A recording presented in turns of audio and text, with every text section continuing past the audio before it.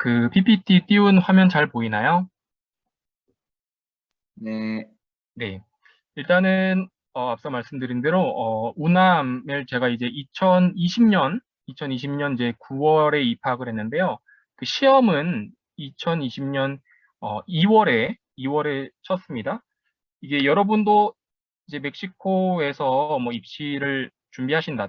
멕시코 대학 입시를 준비하신다면은 뭐 우남대 뭐 유명한 대학 많죠. 뭐 IPN, 이페네 같은 곳 아니면 뭐 사립학교로는 뭐 텍데몬테레이나 뭐 이땀 이런 데가 많은 학생들이 가고 싶어 하는 곳이라고 알고 있어요.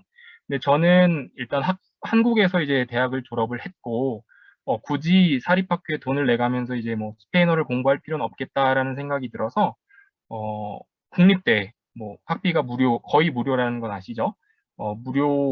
거의 무료이기 때문에 이제 어, 무료로 이제 스페인어를 배우고자 이렇게 입학 준비를 해서 다행스럽게도 단기간에 합격한 케이스입니다.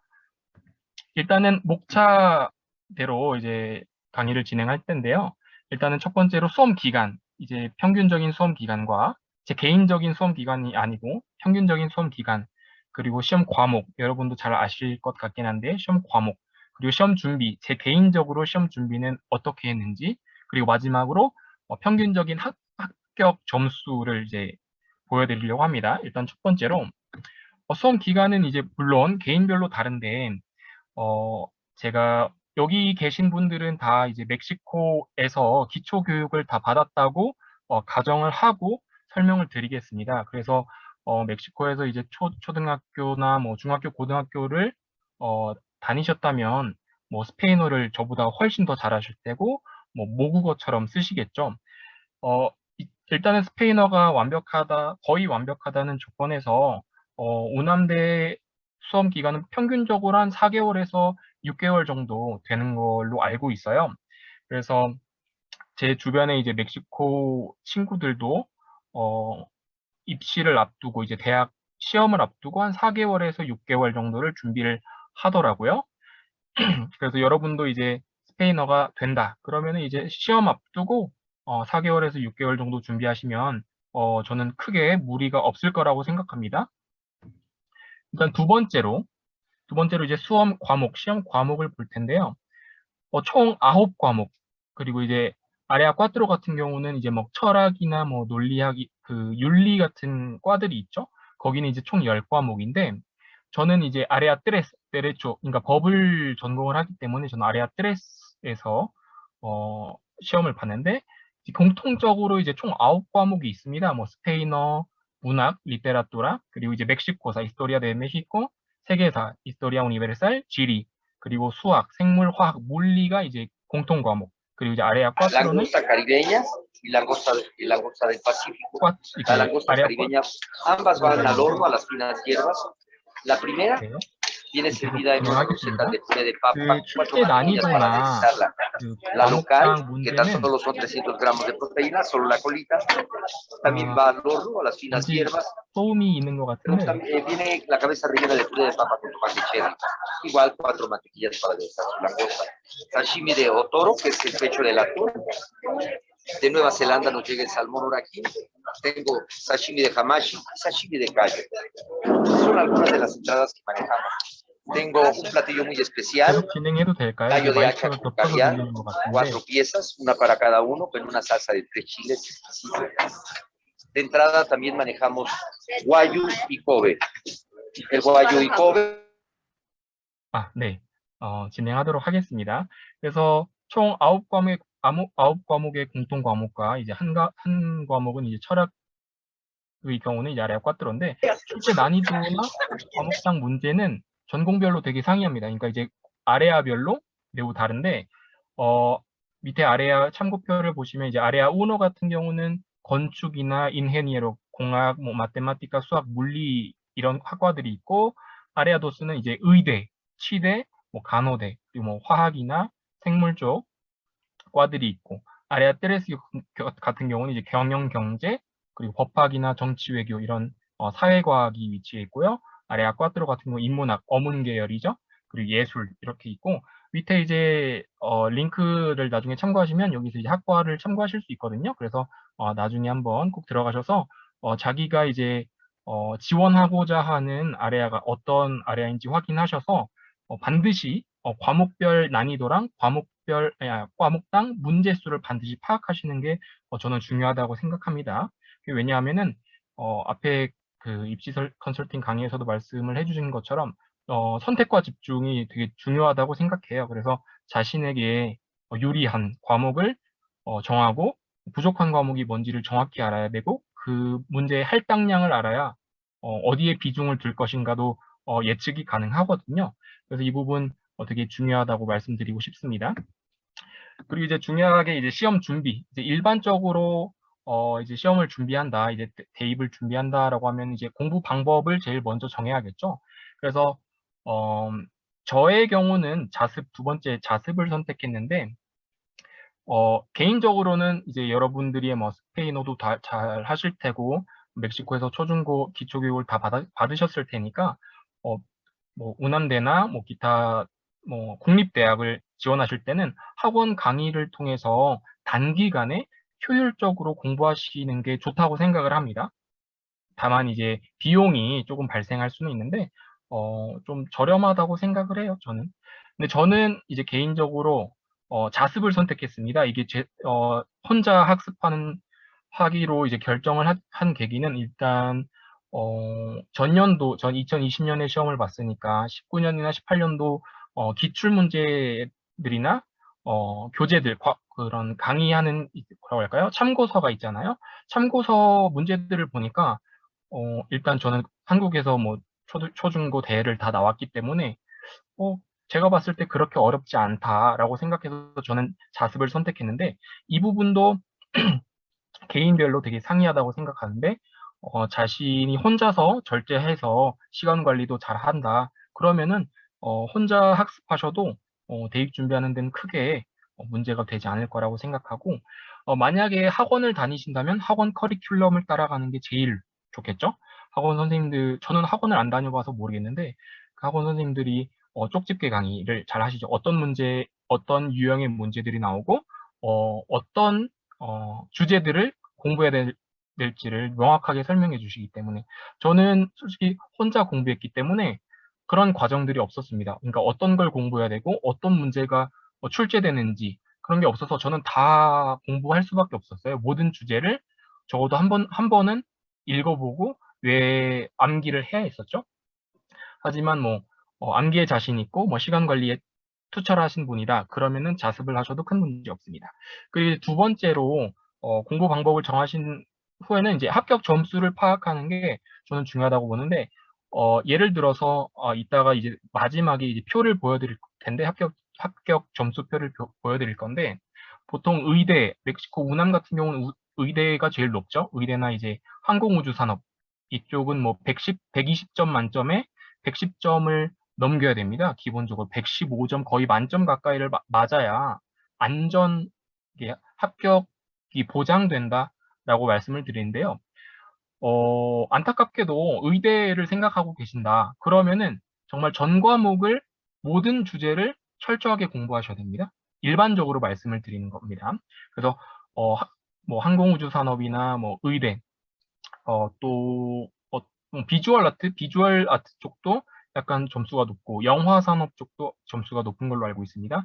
예를 들면 100점대가 다 넘겨야 뭐 합격이 보장된다고 이제 말씀을 드리는데 합격 점수를 반드시 파악하셔서 내가 의대를 가고 싶다. 그러면은 모든 과목을 거의 만점 가까이 맞겠다는 전략을 세워야 되는데 그 전략 세우는 방법은 이따가 조금씩 과목별로 보도록 하고요. 그다음 세 번째, 만약에 내가 의대, 항공우주산업 예를 들면 110점 이상의 과를 가지 않는다. 나는 뭐 예를 들어서 치대는 한국에 비해서 뭐 생각보다 뭐 들어가기 어렵지 않죠? 치의학이나 뭐 경영, 뭐 경제, 문과 계열이죠. 아니면은 또 제가 들어간 법학 이런 경우는 90점대 뭐 100점대 사이, 190점에서 100점 사이면 충분히 들어가기 때문에 산술적으로 생각해서 120점 그러니까 우남 시험은 이제 좋은 게 이제 각 과목당 뭐 비중이 문제수로 있지만 그 한 문제당의 배점은 똑같거든요. 한 문제당 1점.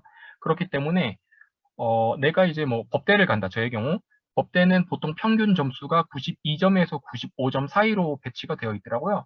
그래서 그러면 내가 120점을 굳이 다 맞을 필요가 없다. 나는 한 20개 틀려도 상관없겠네. 20개 틀려도 100점이잖아요. 그럼 합격하는 거예요. 그래서 내가 예를 들어서 저는 이제 문과이기 때문에 뭐 역사 자신 있고 뭐 언어 자신 있는데 예를 들어서 뭐 물리나 화학 이런 부분이 제가 모자란다. 그러면은 과감하게 버릴 이렇게 결심을 하는 것도 되게 중요합니다. 왜냐면은 어려운 과목, 내가 개인적으로 매우 어려워하는 과목 가지고 끙끙 앓다가 나머지 과목들을 또 놓칠 수가 있거든요.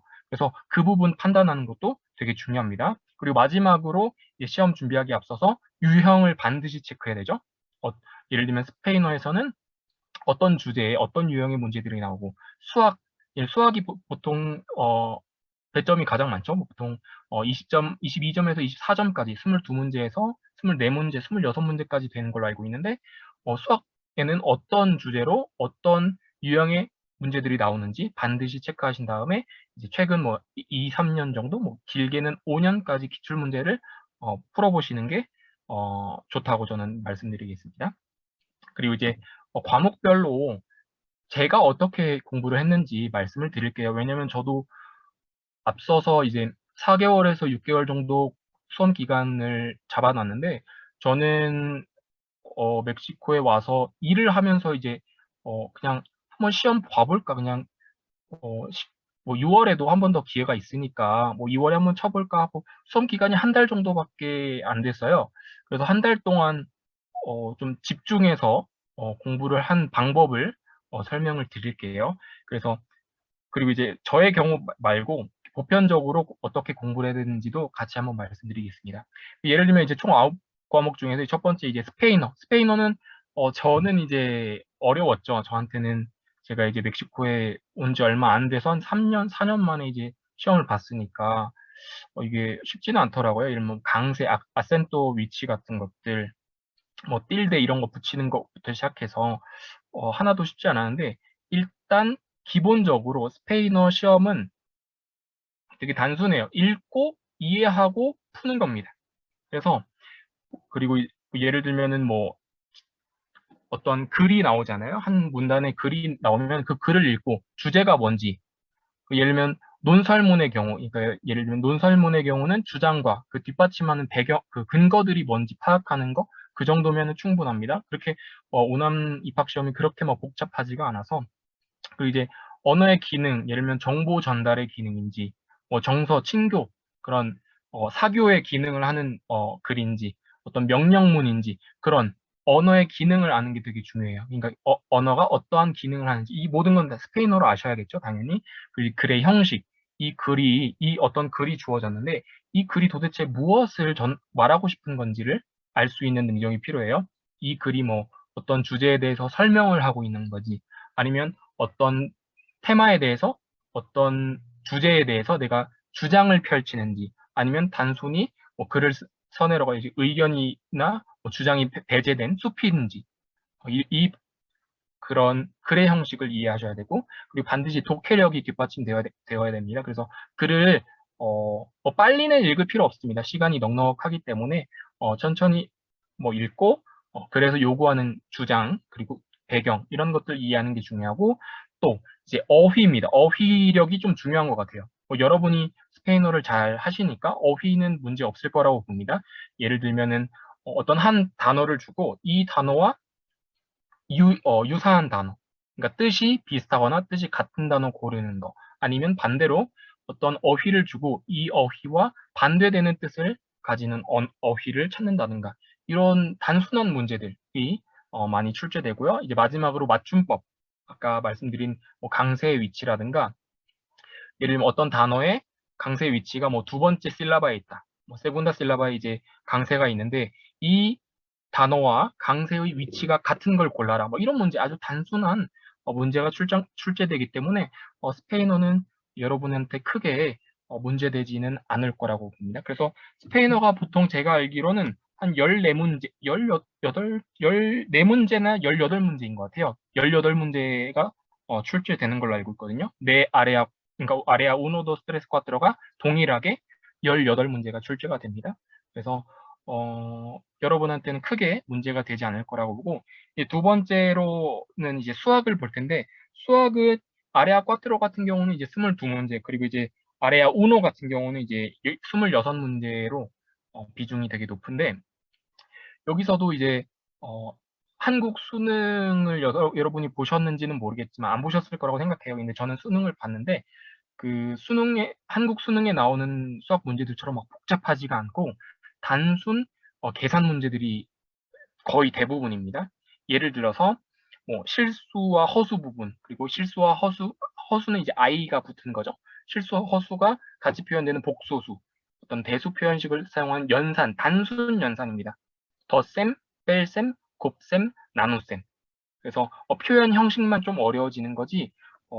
여러분들이 뭐 복소수의 경우 실수는 실수끼리 뭐 계산을 하고 허수는 허수끼리 계산을 한다. 뭐 이 정도 간단한 그냥 기본 지식만 알고 있으면 되고, 미분적분 같은 경우도 간단한 미분적분만 알면 됩니다. 저도 고등학교 때 문과를 나와서 미적분을 공부하지 않았는데 이번 그 우남 입시를 공부하면서 미적분 간단하게 공부해서 시험을 봤고요.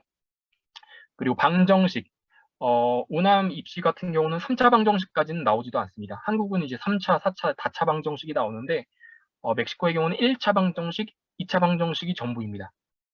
1차 방정식, 뭐, ax 더하기 b는 c, 이런 간단한, 그리고 이제 2차 방정식 같은 경우는 이제 제곱이 들어간, ax 제곱 플러스 bx 플러스 c는 d, 뭐, 이런 간단한 방정식을 풀이하는 게 중요하죠.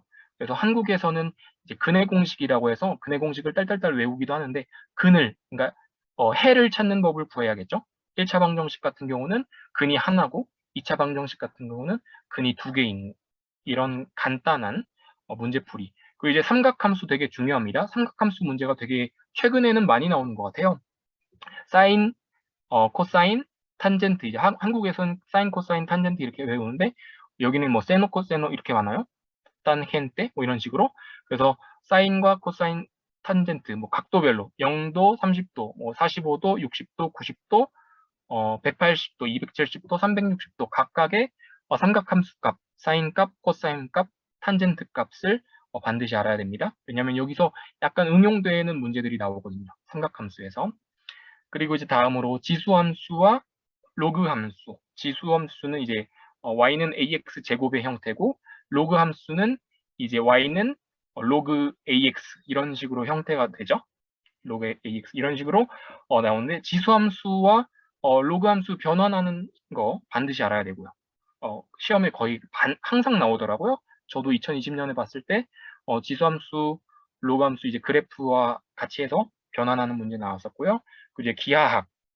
그래서 이제 밑에 별표로 나왔는데 기본적인 거죠. 이항하는 방법. 이제 방정식의 해를 구할 때 이항해서 답을 구하죠. 그리고 이제 대입하는 문제. 인수분해. 덧셈 공식, 곱셈 공식 이런 것들 있죠. 이런 공식들을 반드시 외우셔야 됩니다. 기본적인 공식만 외워도 수학은 뭐 만점 받으시는데 문제가 없을 거라고 보고요. 마지막은 꼭 그래프로 연습을 꼭 하셔야 됩니다. 그래프를 보고 뭐 면적 같은 거, 각도 면적 구하기나 뭐 각도 구하는 거 여기 이제 막 피타고라스 정리도 막 나오긴 하는데 그런 반드시 그래프를 함수를 그래프로 어떻게 표현할지도 알아야 됩니다. 왜냐하면은 예를 들어서 어, 5개의 선지가 있어요. 5개 이제 선지가 있는데 그래프 5개를 보여주고 이 그래프에 해당하는 식을 찾으라고 하는 문제가 있어요. 그래서 그 방정식이나 함수별로 그래프가 어떻게 표현되는지 반드시 아는 게 중요합니다. 그 다음에는 이제 물리로 넘어갈게요. 저의 경우는 제가 말씀드렸듯이 120점 만점에 저는 100점만 맞아도 합격할 수 있겠다라는 생각을 했기 때문에 과감하게 물리하고 화학은 공부하지 않았습니다. 저는 물리하고 화학은 고등학교 때 제가 문과를 했기 때문에 기초 지식 빼고는 거의 없어요. 그래서 공부하지 않았는데 그래도 공부하지 않았음에도 불구하고 기본적으로 한 번은 봤습니다. 예를 들면 이런 식들이 있고 이런 공식들이 있다 정도만 공부를 했고요. 여기서 이제 테마를 보여드리겠습니다. 이제 위치 에너지와 운동 에너지, 그렇죠? 위치 에너지, 운동 에너지 배우실 테고 힘이랑 뭐 뉴턴의 법칙, 만류인력의 법칙 이런 것도 나올 테고요. 질량 보존의 법칙, 뭐 이런 법칙들이 많잖아요. 어떤 법칙들을 다 외우시는 게 좋을 것 같아요. 왜냐면 저 시험 봤을 때 그 어떤 식보다는 이론, 그러니까 개념을 묻는 문제들이 좀 나왔어요. 예를 들면 이러한 이론이 있는데 이것은 어떤 법칙을 설명하고 있느냐. 그래서 굳이 공식을 몰라도 그 어떤 테마고 어떤 이론을 말하는지만 알고 있어도 답을 할 수 있는 문제들이 많았거든요. 그래서 질량 보존의 법칙 말 그대로 뭐 어떤 운동이나 이런 게 변해도, 그러니까 예를 들면 뭐 기체, 뭐 고체, 액체 사이에 뭐 변화가 있어도 질량은 뭐 보존된다. 이런 기본적인 법칙들을 알고 계시는 게 중요하고, 그다음에 연력학, 그러니까 이제 열과 에너지와 이제 일이죠. 에너지와 일, 기초 연력학, 그리고 파동, 물결 같은 거죠. 그런 물결, 그리고 이제 기초 광학, 옵틱하고 이제 유체학, 이런 기초적인 부분만 알면 됩니다. 그래서 앞서 말씀드린 테마별로 공식만 알아도 답변을 할 수 있습니다. 왜냐면 공식을 딱 주어주고 이 공식에 해당하는 법칙이 무엇이냐, 아니면은 어떤 개념을 주고 이 개념이 설명하는 법칙은 무엇이냐, 이런 간단한 문제들이 많거든요. 그래서 연력학 뭐 1, 2법칙, 예를 들면 뭐 에너지 보존, 연력학 1법칙이 이제 에너지 보존의 법칙, 2법칙이 이제 엔트로피의 법칙, 뭐 이렇게 되는데, 이런 1, 2법칙 간단한 거니까 외워두시면 좋고, 예를 들면 뭐 반사, 광학 같은 경우는 이제 빛에 대해서 배우잖아요. 빛의 뭐 반사각 구하는 거, 뭐 굴절, 예를 들면 그러니까 빛이 물을 통과할 때 굴절될 때 그 각 구하는 정도, 그리고 이제 온도, 그래서 화씨랑 섭씨, FC랑 이제 도씨가 있죠. FC 도씨. 그래서 그거 변환하는 공식이 또 있거든요. 그래서 반드시 외워주시면 됩니다. 그래서 우남 입시 같은 경우는 거의 대부분 암기라고 보시면 돼요. 네 번째로 이제 화학입니다. 끼니까. 여기 저도 말씀드릴 때 화학은 공부하지 않았는데 기초적인 지식이 있기 때문에 그렇게 어렵진 않았습니다. 그래서 여러분들 화학식 같은 거 있잖아요. 각 원소별로 화학식, 뭐 화학 뭐 번호, 원소 번호 뭐 이런 거는 굳이 알 필요 없고, 각각의 이제 화학 그 명이라고 할까요? 예를 들면 뭐 산소는 O고, 뭐 질소 뭐 N이고, 뭐 이런 것들, C는 탄소, 이런 거 기본적으로 알아두셔야 되고요, 당연히. 그리고 어떤 복합 물질, 예를 들면 뭐 산소는 O2, 그러니까 이제 O가 이제 두 개가 돼서 이제 O2가 되는 거고, 뭐 오존은 O3가 되는 거고, 이렇게 기본적인 화학식을 반드시 아셔야 됩니다. 그래서 왜냐면 이 화학식을 알아야 되는 이유가 여기 이제 운암 화학 문제 같은 경우는 화학 반응 문제들이 대부분이더라고요. 예를 들면은 뭐 어떤 하나의 단백질에 뭐 탄소를 결합했을 때 생성되는 물질이 뭐냐. 그러니까 반응물과 생성물. 그래서 빈칸으로 내어요. 그러니까 이 반응물과 어떤 빈칸에 반응물을 넣었을 때 이 생성물이 되는데, 새로이 넣는 반응물이 뭔지를 보기에서 찾는 거. 아니면 반대로 두 개의 반응물을 넣고 나머지 생성물의 화학식을 찾아내는 그런 문제들이 대부분이거든요. 그래서 여러분들이 기본적인 화학식은 알고 계셔야 되고요. 그래서 반응물, 생성물 구별하는 방법 아셔야 되고요. 그리고 이제 아까 말씀드린 원자명이나 원자식 이런 것들 다 알고 계셔야 됩니다. 그리고 이제 탄수화물, 단백질, 지방 뭐 이런 기본적인 분자 구조와 마지막으로 다시 강조드리는데 에너지와 이제 화학 반응 문제가 대부분이라는 거 그렇게 말씀드리겠습니다. 다섯 번째 이제 생물 같은 경우는 쉽죠. 어렵지 않은데 보통 이제 세포부터 이제 신체까지 이제 뭐 예를 들면 세포의 예를 봤을 때는 동물 세포와 뭐 식물 세포를 이제 구분하는 방법. 예를 들면 동물 세포와 생물 세포에 뭐 공통으로 들어가 있는 뭐 핵이나 미토콘드리아 이런 건 이제 동시에 가지고 있는데, 뭐 식물 세포만 따로 가지고 있는 세포벽이라든 이런 것들은 식물 세포만 있잖아요. 그런 차이점 구분하시는 거 알아야 되고, 그리고 그 이미지도 좀 알아두셔야 됩니다. 이미지. 동물 세포가 어떤 이미지이고 식물 세포가 어떤 이미지인지도 다 아셔야 됩니다. 왜냐면 또 이미지를 가지고 세포를 찾으라고 하거든요. 그리고 이제 보통 신진대사 이런 것들, 그리고 생식, 유전, 그리고 되게 자주 출제됩니다. 진화 같은 것도. 그래서 별표를 보시면 동물세포랑 식물세포 비교하는 문제, 그리고 중추신경계, 말초신경계, 뭐 예를 들면 뇌 부분 있잖아요. 뇌를 봤을 때 뭐 대뇌가 있고, 뭐 대뇌 피질이 있고, 뭐 간뇌, 소뇌, 그리고 각각의 위치와 기능들이 있잖아요. 위치와 기능. 어디에 있고 그 기능이 무엇인지 공부하시면 좋겠고, 이제 뉴런 이제 신경계로 가면은 뉴런에 있는 뭐 뉴런의 구조, 뭐 시냅스, 뭐 수상, 돌기, 축색 같은 거 다 여러분은 스페인어로 다 알고 계시겠죠? 그러니까 스페인어로 알고 계신 거 반드시 어, 암기하시고, 이제 뭐 소화계나 순환계, 소화계는 이제 뭐 우리 이제 몸에 음식이나 뭐 어떤 물질이 들어왔을 때 어떻게 소화가 되는 그 과정과 기능들 있잖아요. 뭐 위의 기능, 소장의 기능, 대장의 기능. 그리고 순환계 같은 경우는 이제 혈액입니다.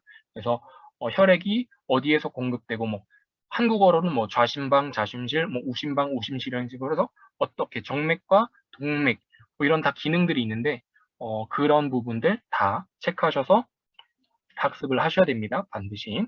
그리고 여섯 번째는 이제 드디어 약간 문과 쪽으로 넘어온 이제 세계사입니다. 이스토리아 우니베르살인데, 여기는 다른 방법이 없이 여기도 마찬가지로 단순 암기가 우선적으로 이루어져야 됩니다. 그래서 세계사라고 해서 뭐 아주 과거부터 나오진 않고요. 뭐 예를 들면 한 15세기 이후부터가 이제 주로 나온 문제가 출제됩니다. 14세기, 15세기 이후로 프랑스 혁명, 뭐 기타 혁명들이 많잖아요. 뭐 러시아 혁명도 최근에 있을 테고, 그리고 이제 15세기 이후로 세기별 사상과 사상가들, 운동하시는 분들 있잖아요. 사상과 사상가들, 그리고 어떤 운동이 있었는지, 뭐 민주주의 운동도 있었을 테고 사회주의 운동도 있었을 텐데, 그런 운동들과 혁명들 반드시 아셔야 되고, 그리고 이제 그 이후에 제국주의, 그리고 이제 1차 세계대전의 원인, 경과, 결과, 그리고 1차 세계대전 이후에 뭐 어떤 일이 있었고 무슨 일 때문에 제2차 세계대전까지 이르게 되는 그 경과, 그리고 제2차 세계대전의 뭐 배경, 경과, 결과, 이렇게 역사는 기본적으로 왜 일어났고 어떻게 일어났고 그리고 결과가 무엇인가를 반드시 공부를 해야 됩니다. 그 세 가지만 알면은 역사 공부하는데 크게 문제가 되지 않는데, 저는 이제 그 대학교 때 정치 외교를 공부했기 때문에 세계사를 공부하지 않았는데, 저는 한 문제를 틀렸어요. 세계사에서. 왜 틀렸냐면 정확한 연도를 묻는 문제가 나오거든요. 제가 정확히 연도를 몰라가지고 하나 틀린 게 있는데, 그래서 연도도 암기해 주시면 좋거든요. 그러니까 예를 들면 수험 기간이 좀 되신다. 좀 내가 우남이나 기타 대학에 입학할 때까지 시간이 여유가 있다. 그러면 중요한 사건들은 연도도 암기해 주시면은 되게 도움이 많이 될 것 같아요. 그래서 밑에 별표에 말씀드린 것처럼 계기, 어떤 배경에서 이 사건이 일어났는지, 과정, 이 사건에서 어떤 일들이 일어났는지, 그리고 결과, 이 사건 후에 무슨 일이 일어났는지, 누가 죽었는지, 뭐 어떤 변화가 있었는지 아는 게 반드시 중요합니다.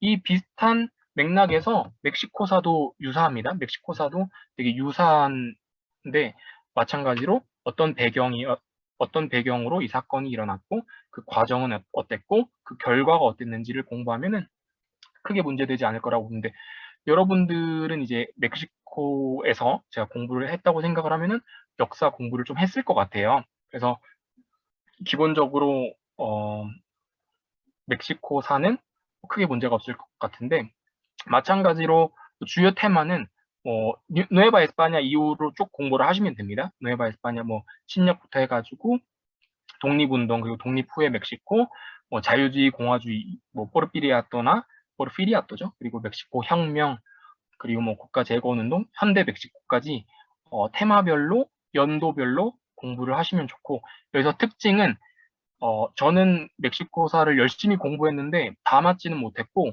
한 두 문제인가 틀렸는데, 그게 멕시코 역대 대통령의 업적과 성과였어요.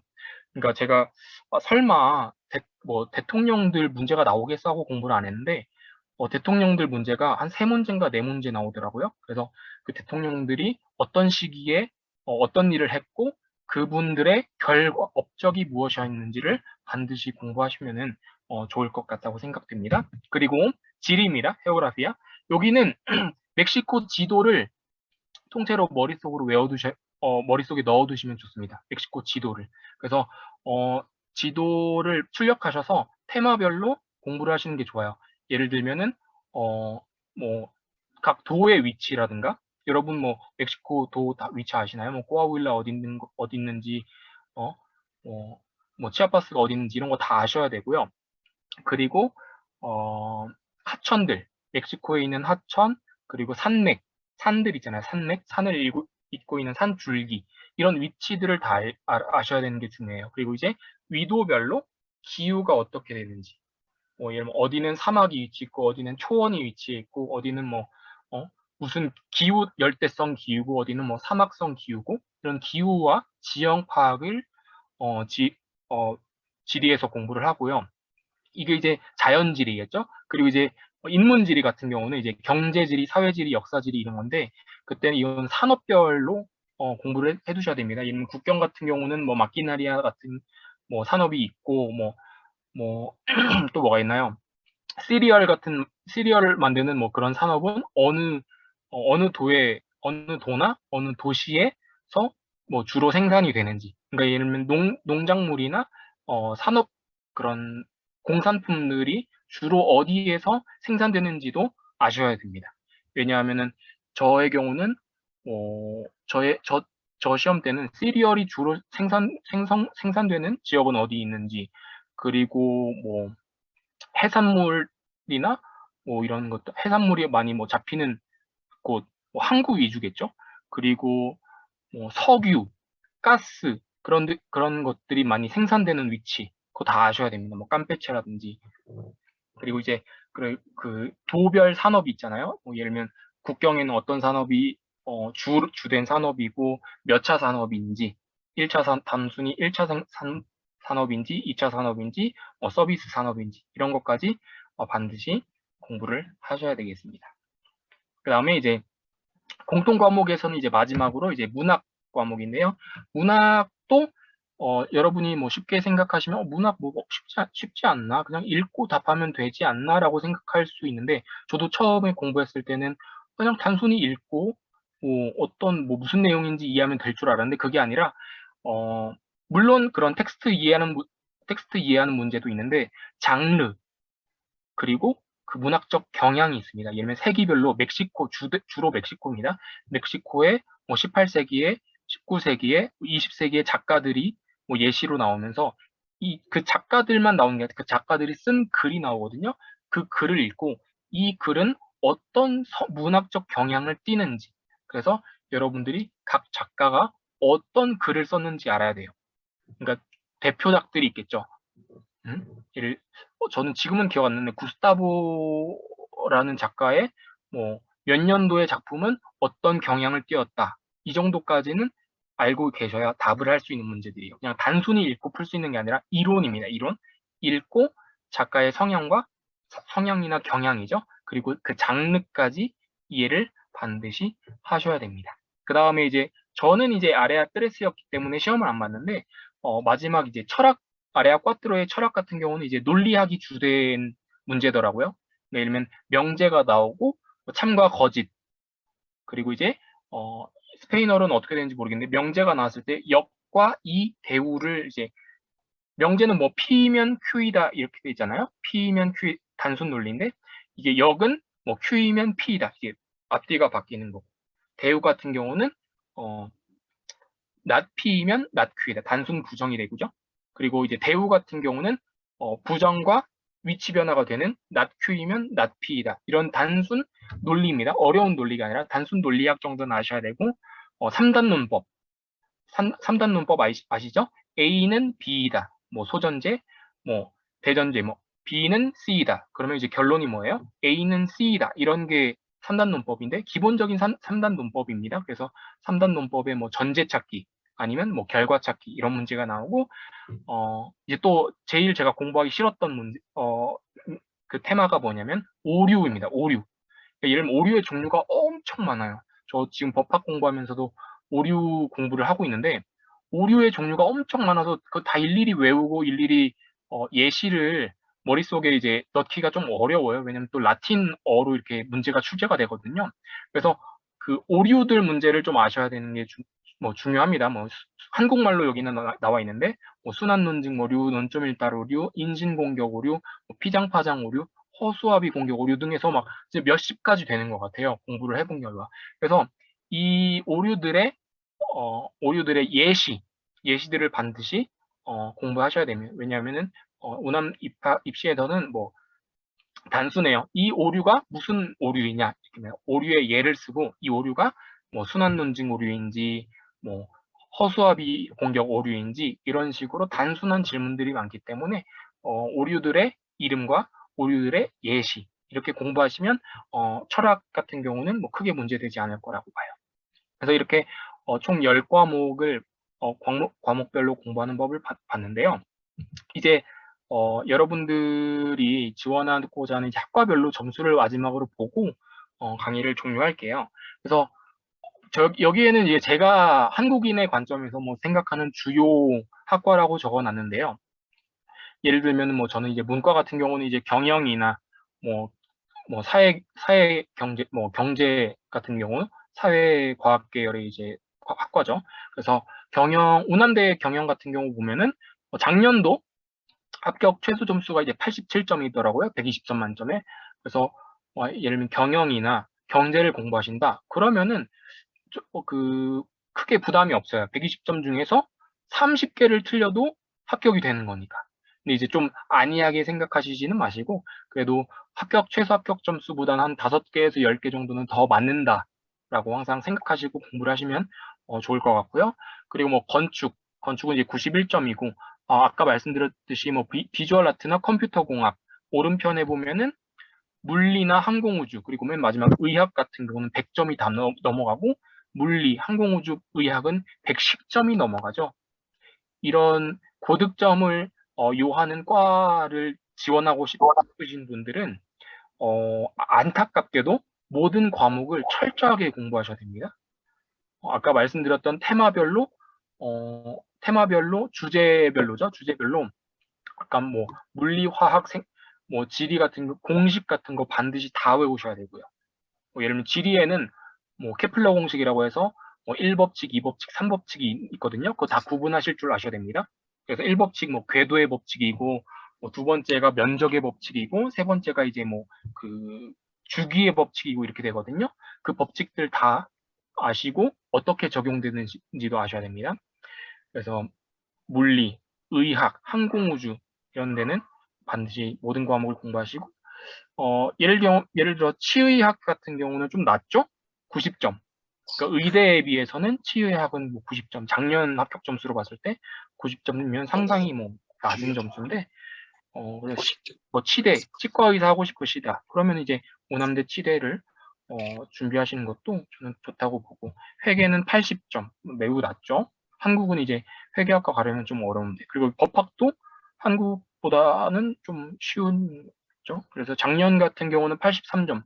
제가 입학했을 20년에는 93점인가 그랬습니다. 입학 최소 점수가. 그때 제가 96점, 아슬아슬하게 합격을 했죠. 96점으로. 그때도 이제 두 과목을 버린 거에 비해서는 시험을 잘 본 거죠. 20개는 그냥 틀리자. 120점 만점에서 100점만 120점은 아예 공부를 안 했기 때문에 100점을 만점으로 공부했을 때 한 4개 정도 틀렸다고 생각하면은 좀 저는 개인적으로 칭찬해 주고 싶은 점수긴 한데 이렇게 됩니다. 그래서 아까 처음에 말씀드렸듯이 어, 대입을 준비하시기 전에 자신이 가고자 그러니까 지원하시고자 하는 학과의 평균적 최소 5년 최소 점수를 반드시 확인하신 후에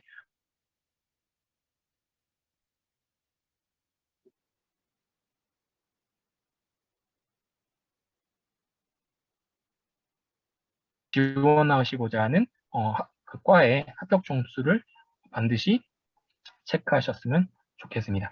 그래서 뭐 일단은 제가 준비한 강의는 여기까지고요. 제가 일단 뭐 입시 설명회를 뭐 전담하는 그런 강사도 아니고 진짜 개인적인 경험에 의한 강의를 준비해서 뭐 여러분의 니즈를 충족시켰을지는 모르겠는데 나중에라도 뭐 제 연락처를 드릴 테니까 나중에라도 질문이 한국 기업하는 있으면 언제든지 제가 아는 한에서는 답변을 드릴 수 있도록 노력을 하겠습니다. 그래서 여기까지 준비된 강의를 마치겠고요. 지금까지 강의 잘 들어주셔서 정말 감사드립니다.